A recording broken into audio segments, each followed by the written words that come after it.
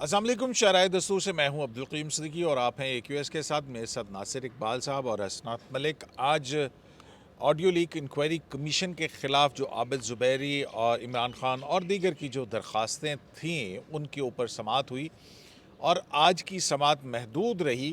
जो federation of Pakistan की तरफ से एक दरख्वास्त दाखिल की गई थी कि chief justice of Pakistan उमरता Bandial, justice Munib Akhtar और जस्टिस इजाज़ुल एहसन ख़ुद को इस बेंच से अलग कर लें, और आज उस पर अटॉर्नी जनरल फॉर पाकिस्तान ने दलाइल दिए और मुखालफत में शुएब शाहीन एडवोकेट ने दलाइल दिए।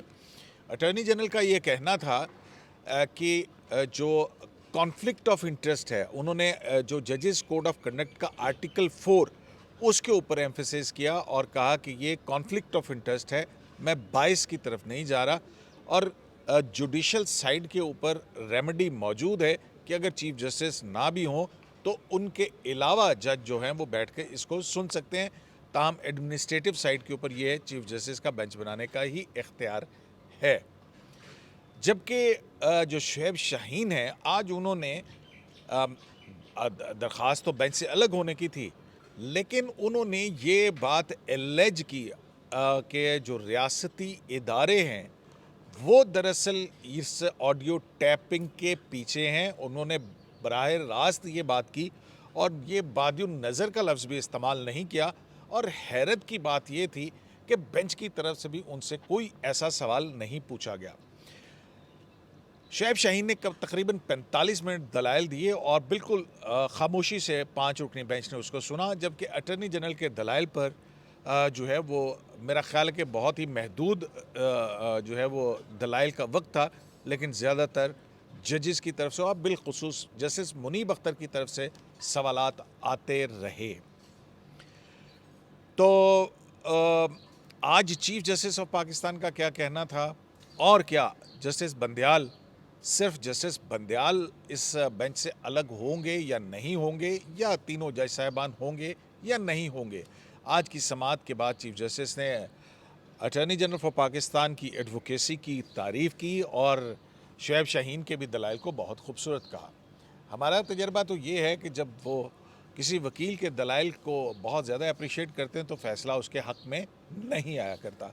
तो जनाब, इसी पे बात करते हैं नासिर इकबाल साहब से और हसनात मलिक से। नासिर साहब, आज की चीफ जस्टिस की का क्या कहना था इस बारे में जो आज की समाअत थी, अदलिया की आज़ादी, जुडिशल मामलात में मुदाखलत, ये सब कुछ, और बिलखुसूस ऑडियो टेप्स के, ऑडियो लीक्स के हवाले से? शुक्रिया कयूम साहब। बेसिकली चीफ जस्टिस साहब ने आज यही ऑब्जर्वेशन दी थी कि जो है आप जो चीफ जस्टिस का जो ऑफिस है वो बहुत अहम है कॉन्स्टिट्यूशन में, और आपने ये जो कमीशन बनाया है ये बाईपास करके बनाया है, आपने कोई कंसल्टेशन नहीं की। और अगर इवन इफ के अगर चीफ जस्टिस का ऑफिस अवेलेबल नहीं हो तो एक्टिंग चीफ जस्टिस भी होता है अवेलेबल, और वो भी ओथ के बाद होता है, पहले उसको ओथ लेना पड़ता है। तो आपने डायरेक्ट कमीशन बनाया है तो ये इंडिपेंडेंस ऑफ जुडिशरी को हिट करता है। और फिर उन्होंने ये भी बात की थी कि देखें ये जो कौन ये रिकॉर्ड कर रहा है, और आपको ये देखना होगा कि आपने क्या इस पर कोई स्टेप्स लिए, कोई कोई मेजर्स दिए हैं कि रिकॉर्डिंग कौन कर रहा है, क्योंकि एक ही ट्विटर हैंडल से ये लीक्स हो रही हैं। और जब भी कोई इंपॉर्टेंट डेवलपमेंट होती है तो उसी वक्त कोई ना कोई ऑडियो लीक्स आती हैं। अब तो एक वीडियो भी आ गई है, लेकिन बहरहाल ऑडियो ज़्यादातर ऑडियो लीक्स आ रही हैं। तो इस पे लेकिन अटॉर्नी जनरल साहब बार ने जो एम्फेसिस ये दिया वो ये है कि हमारा क्वेश्चन बाइस पे नहीं है, हमें जजेस की बाइस हमने कोई एट्रीब्यूट नहीं कर रहे हैं, एट्रीब्यूट हमको नहीं कर रहे ताज्जुब जजिस के हवाले से नहीं, हम हैं। कॉन्फ्लिक्ट ऑफ इंटरेस्ट के हवाले से कर कॉन्फ्लिक्ट रहे हैं। इंटरेस्ट और वो कॉन्फ्लिक्ट ऑफ इंटरेस्ट क्या है? कॉन्फ्लिक्ट ऑफ इंटरेस्ट ये है कि उन्होंने जो एसआरओ है, जो नोटिफिकेशन है जिसके तहत कमीशन बनाया है, उसमें उन्होंने वो जो पैरा 6 है वो मतलब या टर्म्स ऑफ रेफरेंस है वो पढ़ के सुनाया था। उसमें ये लिखा था, क्योंकि उसमें चीफ जस्टिस साहिबा की जो साहब की जो सास मदर है, in law. Mother in law हैं, उनकी एक गुफ्तगू है ख्वाजा तारिक रहीम साहब की बेगम साहब के हवाले से, और वो केसेस के हवाले से फिर उसमें जस्टिस मुनीब अख्तर साहब का भी हवाला है। तो वो ये कह रहे थे कि क्योंकि ये कन्फ्लिक्ट ऑफ इंटरेस्ट है, बिसाइड्स ये कि उसमें एक और वीडियो भी सॉरी ऑडियो शामिल है जिसमें डोगर जो थे CCPO लाहौर, हाँ। उनका जिक्र है। और वो जस्टिस एजाजुल एहसन साहब के हवाले से था वो केस, जो इलेक्शन पंजाब के में इलेक्शन कराना के जो हवाले से वो सारा इशू वहाँ से इनिशिएट हुआ था, सू मोटो। तो इसलिए कहते हैं कि वो उस कन्फ्लिक्ट ऑफ इंटरेस्ट में आता है, तो बेहतर है कि ये जजेस ना सुने ये बेसिक। लेकिन इसमें जस्टिस मुनीब अख्तर साहब बार बार एक ही सवाल कर रहे थे।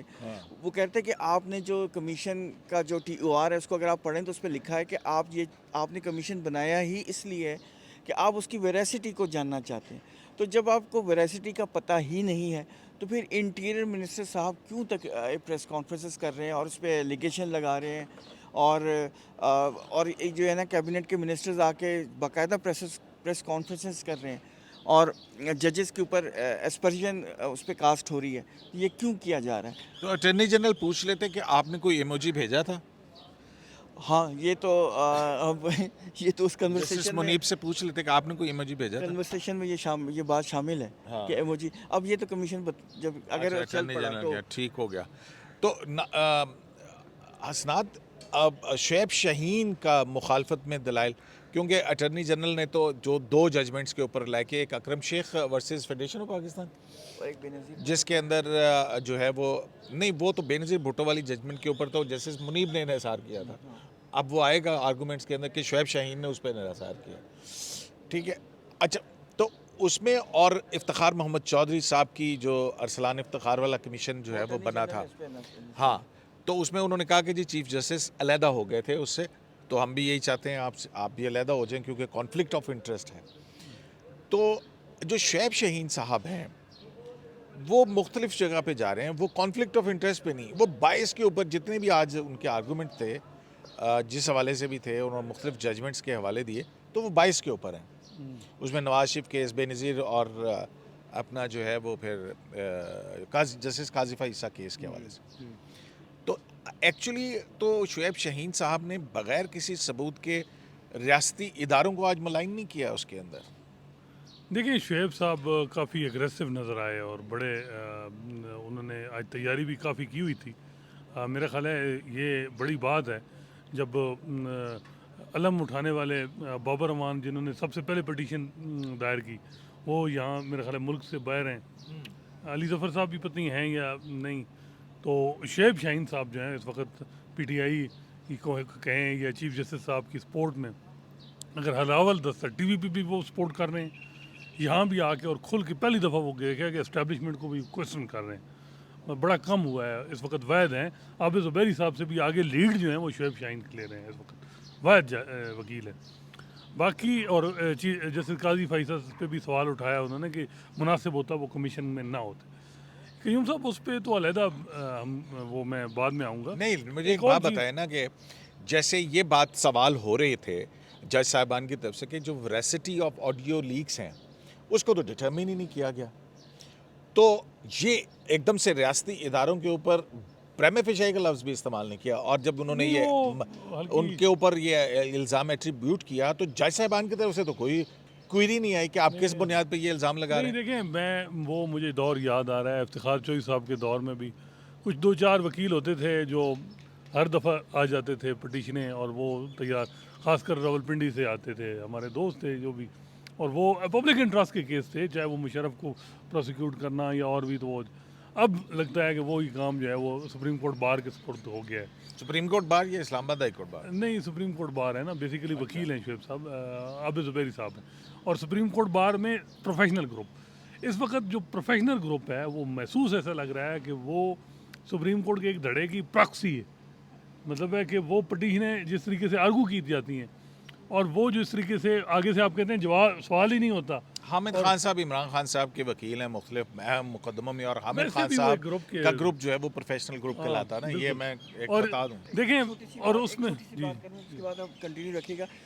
आज शुएब शाहीन साहब इसलिए भी तैयारी करके आए थे कि फिर आप सवाल उठा देते हैं ना अपने प्रोग्राम में कि ये उन्होंने आर्गूमेंट किए थे जो ऑर्डर में लिखा हुआ है, तो इसलिए वो तैयारी करके आए थे ताकि आपको सवाल करने का मौका ना मिले। नहीं, मैं वो देख रहा हूँ कि अब आपने देखा कि ये जो पटिशनें ऑर्डर आ रहे हैं क्यूम साहब, ये ऑर्डर अमूमन ये होता है कि कौन से ऑर्डर्स आ रहे हैं? ये 4-5 मैटर हैं जो आजकल चल रहे हैं। एक रिव्यू वाला तीन इलेक्शन ही इम्पोर्टेंट हैं, एक तो वो 14 मई के इलेक्शन वाला उसका रिव्यू, जी दूसरा supreme court practice and procedure act, हाँ। और तीसरा जो है ऑडियो लीक वाला। यही तीन आजकल तो जुबान से दे अच्छा होता क्या है अमूमन चीफ जस्टिस ऑर्डर वहीं डिक्टेट करते हैं। ये इस दफ़ा नहीं हो रहा है। अब ये है कि ऑर्डर आ रहे हैं 2-2 हफ्ते बाद, कई 4 दिन बाद भी आ रहे हैं, कोई 2 हफ्ते बाद। अभी एक पेज घूम रहा है, वो है इलेक्शन मैटर पे। CP9 जो सरदार काशिफ वाली हाँ। आम शहरी की दरख्वास्त है। उसमें वैसे तो हमें, आपको भी याद है कि उन्होंने कहा ठीक है हम मामला डिस्पोज ऑफ करते हैं और फिर ऑर्डर जारी कर देंगे, मुनासिब। लेकिन अब वो ऑर्डर आया है रिटर्न, तो उसमें है कि केस एडजर्न है। लेकिन ऑर्डर की ऑथेंटिसिटी आपको है कि भाई ये वाकईतन ये ऑर्डर है, या कोई एक पेज सर्कुलेट कर रहा है उसके Deny नहीं बुनियाद आया पे? जब क्या तो सुप्रीम कोर्ट की जब चल वेबसाइट चुका- पे आया? जब चल चुके नहीं, वेबसाइट पे तो नहीं आते अमूमन इस किस्म के ऑर्डर। जब ये होता है जैसे अरशद शरीफ का केस है, और ये अब एक तस्वर बन रहा है कि जो बेंच है लाइक माइंडेड या जो भी, वो हफ्ता डेढ़ बाद ऑर्डर जारी करता है, तो वो उन चीज़ों को भी कंसिडर कर लेता है जो बाद में उसकी अकॉर्डिंग टू द सिचुएशन चीज़ें चलती हैं। तो ये तो हैबिट है chief justice Pakistan justice उमरता Bandial साहब की। जस्टिस काजी फैसा के केस के अंदर जो बातें आर्गू ही नहीं हुई थी वो रिव्यू के अंदर उन्होंने सारी रख दी थी। ये तो उनकी मतलब नहीं, पुरानी आदत वही मैं नहीं। कह रहा हूँ कि वो चीज़ें जो अब उधर ओरली हो ना, तो ऑर्डर उस अकॉर्डिंग टू द ओरल हो। अब रिव्यू में आया, जब अटॉर्नी जनरल ने कहा कि जी रिव्यू का नया कानून आया। नहीं तो आप ये अब वो कैसे, कहेंगे- आप ये बात कैसे एलेज कर रहे हैं? मतलब मुझे कोई मैं एक वही बात कर रहा हूँ। एक मिसाल तो अब बताओ। रिव्यू का नासिर साहब भी मौजूद थे हेयरिंग में। जब रिव्यू में अटॉर्नी जनरल ने कहा कि नया कानून आ गया, रिव्यू का स्कोप बड़ा कर दिया, लार्जर बेंच सुनेगा, तो उस पर उन्होंने कहा ठीक है केस हम एडजर्न करते हैं, ठीक है, कोई बात नहीं हुई फॉर इंडेफिनिट पीरियड का। ना साहब डेट भी नहीं दी थी। अब रिटर्न ऑर्डर आया, कल केस लगा हुआ है, उसमें कहा गया है कि जी जो नया कानून है उसकी कापियाँ जो हैं वो पटिशनर साइड को भी दी जाएँ, और फिर अगर मुनासिब है तो वो भी उस पर बात करें। अब ये बात वहाँ नहीं हुई थी, ये बाद में है। इसी तरह अभी उस दिन supreme court practice and procedure act का मामला है, उसमें चीफ जस्टिस साहब ऑर्डर डिक्टेट करवाना चाह रहे थे, मुनीब साहब ने कोई सरगोशी की, उसके बाद उन्होंने कहा जी बाद में मुनासिब ऑर्डर जारी करेंगे। तो ये एक चीज़ आ रही है। और फिर जो आज मुझे महसूस हुआ कि इस हफ्ते में जो ये 3-4 केस फिक्स हुई है, क्योंकि 9 मई के बाद सबसे ज़्यादा नुकसान तो जुडिशरी का भी हुआ। इमरान खान साहब ने जो भी किया उसके बाद जुडिशरी बैकफुट पे चली गई, और अब ये जो हफ्ता है इसमें ऐसा लग रहा है कि फिर जुडिशरी जो है ना वो देख रही है माहौल के साथ, और मेरा ख्याल है कि वो कम बैक हो रहा है। कम बैक कर रही है, कम बैक कर रही है। ये लाइक माइंडेड बेंच मतलब है कि ये धड़ा, दूसरा धड़ा तो वैसे ही 2-2 मरले केस सुन रहा है। उन्होंने तो मेरा ख्याल है आइन के साथ वो कहते हैं कि ओथ ही नहीं लिया, पता नहीं आइन को प्रोटेक्ट एंड प्रिजर्व करने का। अब बात यह है कि 15 जज हैं, ज़रूरी है कि 3 आप खुद हैं जिन पे इल्ज़ाम है, 2 वो हैं जो चौथे नंबर और 5वें नंबर से आपने हाई कोर्ट से यहाँ लाए। तो कौन इस पे ट्रस्ट करेगा जो आपने ये जजमेंट देंगे? इसकी जो आप कहते हैं मॉरल अथॉरिटी क्या होगी जब इस किस्म का बेंच बनेगा? इस बेंच में अगर जैसे मंसूर अली शाह होते, जैसे याहिया अफरीदी होते, तो कोई भी सवाल नहीं उठाता मैं कयूम साहब, और मैं भी उनके पॉइंट जब आप इस किस्म के बेंच बनाते हैं धड़ेबाजी से, तो फिर सवाल उठते हैं। अब नासिर साहब, अटॉर्नी जनरल फॉर पाकिस्तान ने अकरम शेख की जो जजमेंट थी उसमें से एक हिस्सा कोट किया कि किन सूरतों के अंदर जज साहिबान को नहीं बैठना चाहिए। तो जब शुएब शाहीन साहब खड़े हुए तो उन्होंने कहा कि जनाब ये जस्टिस अब्दुल कादिर हैं, ये उनका है और ये एक माइनॉरिटी डिसेंडिंग व्यू है।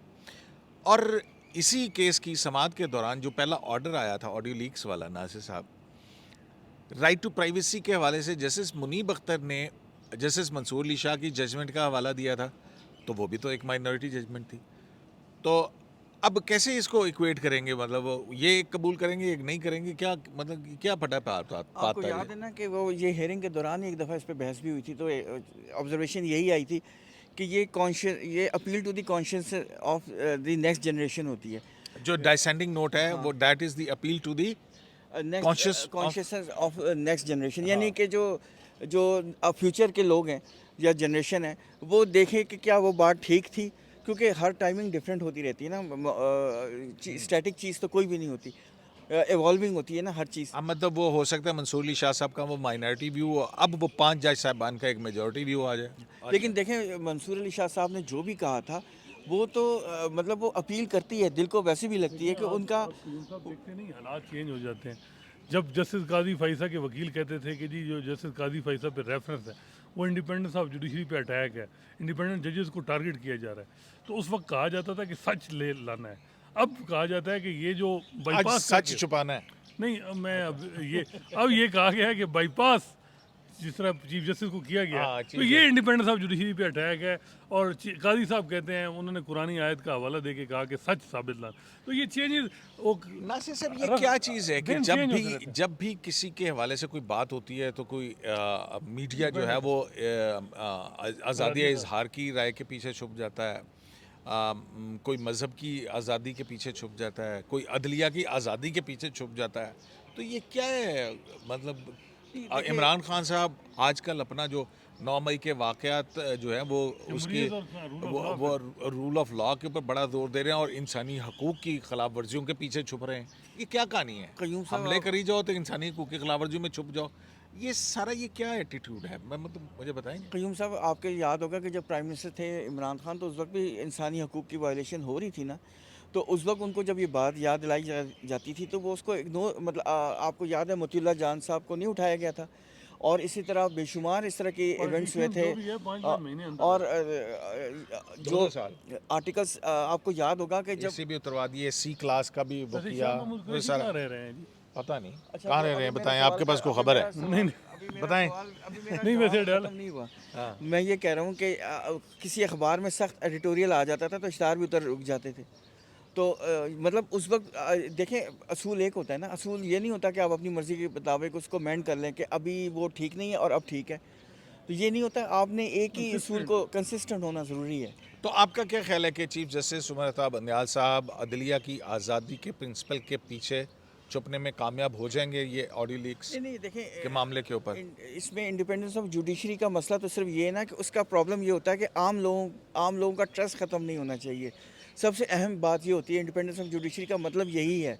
इंडिपेंडेंस ऑफ जुडिशरी का मतलब ये नहीं होता कि तनख्वाह बहुत अच्छी दे दें, पर्सन प्रिविलेजेस हो और दूसरी चीज़ें होता है। उसमें ये होता है कि आम आदमी का कॉन्फिडेंस शैटर नहीं होना चाहिए। मतलब है कि मैं ये समझ रहा हूँ कि आप ये इन बिटवीन द लाइंस ये मैसेज दे रहे हैं कि चीफ जस्टिस पाकिस्तान अगर इस बेंच से उठ जाते हैं तो इससे अदलिया के पर आवाम का एतमाद जो है उसमें इजाफा होगा, कमी नहीं होगी। नहीं, जो एतबार जो है ना वो जजमेंट से होती है, इससे उठने से या बैठने से नहीं होती है। अगर वो अब इस केस में उठेंगे तो लोग कहेंगे supreme court practice and procedure act में भी उठ जाएं। हालांकि असूलन बात यह है कि उसमें तो नहीं है, इसमें थोड़ा सा मामला है। दूसरा बात यह है ना कि अगर 1.5 साल बाद चीफ जस्टिस साहब को अपने धड़े के अलावा किसी पे ट्रस्ट नहीं आया तो ये क्या लेगेसी वो छोड़ेंगे? हर मामले में सिर्फ 3 अच्छा, मुझे एक वजह बता अब दें, आ जाए ना। आज मुझे एक वजह बता दें। ये 1.5 साल 15 महीने हो गए ना, फरवरी से आए हैं चीफ जस्टिस। वैसे इसकी वजह ज़रा नासिर साहब या आप मुझे बताएं कि वजह क्या है कि क्यों हर केस में हमारे लिए बड़े मोहतरम हैं, बड़ा अच्छा लिखते होंगे जैसे एजाज और जैसे मुनीब, हर केस में वो क्यों बैठते हैं? वजह क्या है? नासिर साहब क्यों बैठते हैं? यही तो हम सारे मिलकर ढूंढना चाहते। चीफ जस्टिस का इख्तियार है, वो जिसको मर्जी बिठाए। नहीं, रीजन क्या वो होती है? चीफ जस्टिस जिसके सर पे भी हुमा कर रख दे, बस नहीं। ठीक है, इख्तियार है मेरा। तो सर रीजन मैं पूछ रहा हूँ ना, और क्या पता वो अच्छी इख्तियार reason। जो है वो इंडिपेंडेंस ऑफ जुडिशरी की अलामत है। मुझे जो- यही है बात, और क्या? मुझे ये लग रहा है कि इसका जवाब कोई नहीं है मेरे पास, लेकिन ये कभी अवेलेबिलिटी नासिर साहब कोई जवाब है नहीं, कोई ये जवाब नहीं है। हर वक्त जज अवेलेबल है। अवेलेबिलिटी का उधर बेंच में बैठे यहाँ हैं, पे 2-2 मरले के केस हैं। यहाँ पे मुनीब अख्तर साहब ने इनकी 5 रुकनी बेंच का वो है ना फैसला कि जिसके अंदर वो सुमोटो के इम्बैलेंस जो है वो कहा हुआ है, फुल कोर्ट मीटिंग बुलाना इन्हीं का इख्तियार था वैसे ना, जजेस नहीं बुलाई के गई। साथ भी ज्यादती है। इसको इतना मुकद्दमात और बेंचेस की फिक्सेशन के हवाले से प्रिंसिपल क्या है, सुप्रीम कोर्ट रूल्स क्या कहते हैं, क्या है? नहीं, बस एक बात है, मैं चीफ जस्टिस, मैं जो मर्जी करूं। नहीं, ये बात नहीं होती। नहीं वो तो हर फिर चीफ क्या जस्टिस ही अब- हर चीफ जस्टिस यही करता आ रहा है ना। पहली दफा तो नहीं हो रहा ना। हर चीफ गलत जस्टिस करता है तो क्या करता रहे? हाँ, चॉइस साहब नहीं किया करते थे। क्या? वो तो हर चीज़ अपनी मर्जी से करते थे। तो ठीक करते थे। नहीं, मेरे ख्याल में उन्होंने बड़ा अच्छा मैनेज किया था, बड़ा सही चल रहा था तो सुप्रीम कोर्ट। इनसे क्यों नहीं मैनेज हुआ? ये तो अब मुझे नहीं पता क्यों नहीं मैनेज हो रहा, लेकिन मेरा मतलब है अथॉरिटी तो चीफ जस्टिस लेकिन के पास ठीक कर है। रहे हैं। चीफ जस्टिस के पास अथॉरिटी होती है। ठीक कर रहे हैं। ये नहीं हो सकता। अथॉरिटी तो नासिर साहब मेरे पास भी है, साहब- मतलब मैं ये कप ये चाय का पी सकता हूँ, वहाँ पे उंडेल भी दूँ, अथॉरिटी है ना मेरे पास। तो इसमें ये बताएं, ये कप नहीं, उंडेलना उंडेलेंगे- ठीक है या आराम से चाय पीना? तो उंडेलेंगे तो फिर रिएक्शन अच्छा, आएगा ना। नहीं, गलत है ना? हाँ। मुझे ये वो बात बताएं- गलत है ना? मुझे ये बताएं, अच्छे जो मैटर होते हैं ना कॉन्स्टिट्यूशनल, वो भी आपने इस तरीके से किए कि वो मिस हैंडल किया आपने। इलेक्शन मैटर था, 90 दिन में इंतखाब, आपने अपने धड़े के अलावा जज नहीं रखे, मेजॉरिटी पहले 9 में से 5 रखी। सीनियर मोस्ट जैसे मंसूर अली शाह ने कहा कि आपने जस्टिस काजी फैसल और जस्टिस सरदार तारे को क्यों इग्नोर किया। 63A में भी आपने उन्हीं जजेस को रखा, आपने आर्टिकल 95 के प्रोसेस में उन्हीं को रखा, आपने कोई भी मैटर आया इंपॉर्टेंट कॉन्स्टिट्यूशनल, आपने कंटेम्प्ट का मैटर आया इमरान खान का, उसमें भी आपने उनको रखा। एक वजह मुझे लॉजिक हो ना इसकी, देखिए नासिर साहब, मुझे जो समझ आती है बात, देखें ये जितने भी 4 और 5 नंबर से ये जूनियर जजेस को चीफ जस्टिस लेके आए हैं वही उनके बेंचेस के अंदर नज़र आते हैं उनकी उस अप्रोच में। तो मेरा ख्याल है कि चीफ जस्टिस ये साबित करना चाहते हैं कि जो सीनियर जजेस हैं उनसे ज़्यादा अच्छे और ज़हीन जज, आइन समझने वाले वो हैं जिनको मैं लेके आया हूँ। इसके दूसरा पहलू भी है ना, फ्लिप साइड भी होती है ना। आप करें? सिर्फ वन वे तो नहीं चलता ना। बताएं। उसमें ये है कि आप दूसरे जजेस को इम्पोर्टेंट केसेस दें और वो मतलब क्यों नहीं उन पे देते? केस लाएं। क्यों नहीं देते? केसेस उनके पास भी लगा देना, अच्छे केसेस उनको दे दें। नहीं, अब पनामा तो का लगा क्यों है। नहीं लग रहे नासिर अब लगा है सरदार तारिक साहब, 14 महीने में पहला केस लगा है। साहब? लेकिन वो भी क्या लगा है यार, आपको भी पता है वो। अच्छा, वो उस पटिशन में भी मुझे- ख़त्म हो जाना है। मसला कयूम साहब बात यह है कि 184(3) में या तो फुल कोर्ट बैठ, मेजॉरिटी है आपके पास 8 की, सारे रिजेक्ट होंगे। वजह क्या है कि उन जजेस को आपने साइड लाइन देखें, ये सारे केस अच्छा ये बताएं मुझे हसनात साहब, मुझे आपकी बात समझ आ गई, ये आप उस नहीं, जो अपने अभी आर्गुमेंट को नहीं, रिपीट कर ये रहे जो हैं। अभी आखिरी केस है ये चीफ जस्टिस के इख्तियार का में भी वजन है। चीफ साहब की चीफ बात में वज़न है। जस्टिस इस अब ये जो उन्होंने जजमेंट रिजर्व की है नासिर साहब के बेंच से अलग मैं हो सर, या मेरी ना हो, बात तो आप कंप्लीट कर दें। हाँ ये इसका आर्गूमेंट में वजन है कि चीफ जस्टिस की मुशावरत से इंक्वायरी कमीशन बने, ठीक है। एक डिसिप्लिन होना चाहिए, अवेलेबिलिटी होनी चाहिए। आपको याद है एक दफ़ा पनामा में जस्टिस अनवर ज़हीर जमाली को ख़त लिखा था नून लीग की गवर्नमेंट ने 2015-16 में, तो उन्होंने इनकार कर दिया कि जजेस अवेलेबल नहीं है और टूथलेस कमीशन आप बनाएंगे तो फिर फ़ायदा कोई नहीं। होना चाहिए, लेकिन बात यह है कि आप थोड़ा सा ये है कि जब यही बात कोई अगर जैसे याही अफरीदी करेंगे ना, जैसे मंसूर करेंगे तो उसमें वज़न होगा। जब आप खुद ही और आपका कहीं कहीं नहीं इंटरेस्ट आ रहा है तो फिर उस बात में कोई मॉरल अथॉरिटी नहीं होगी। अच्छा मुझे नासिर साहब बताएं अपने दो लाइनों में कि क्या अटॉर्नी जनरल की या फेडरेशन की दरख्वास्त मंजूर हो जाएगी चीफ जस्टिस और 2 जज साहबान जो हैं वो इस बेंच से अलग होते हुए आपको नज़र आ रहे हैं? नहीं होंगे, ये कंटिन्यू करेगा। अब वो उनकी रिजेक्ट होगी, जो मेरी अंडरस्टैंडिंग है, जो मुझे नज़र आ रहा है। मतलब ये मैं कोई वो नहीं दे रहा कोई जजमेंट, लेकिन जो मेरी अंडरस्टैंडिंग जो समझ आ रही है कि रिजेक्ट होगी और यही जजेस सुनेंगे। हसना नहीं, बिल्कुल इसमें तो कोई शक नहीं है। आपको कोई है कि ये रिक्यूज़ल हो जाएगा? मेरा नहीं ख्याल रिक्यूज़ल, क्योंकि लेकिन बात यह है कि बाद में भी कंसिडरेशन हो जाती है, लेकिन मुझे आज की हियरिंग से तो नहीं लगा कि ये रिक्यूज़ करेंगे जज। चलें जी, मेरी अपनी जजमेंट या मेरी जो असेसमेंट है इस सारी सूरत हाल को देखते हुए मुझे लग रहा है कि chief justice Pakistan justice Umar Ata Bandial का ज़र्फ बहुत बड़ा है और वो ख़ुद को इस बेंच से अलग कर लेंगे। बाकी 2 जज साहबान जो हैं वो उन्होंने ख़ुद फैसला करना होगा कि वो क्या फ़ैसला करते हैं। तो शराय दस्तूर से अब तक के लिए इतना ही, इजाज़त दीजिए, अल्लाह निगहबान।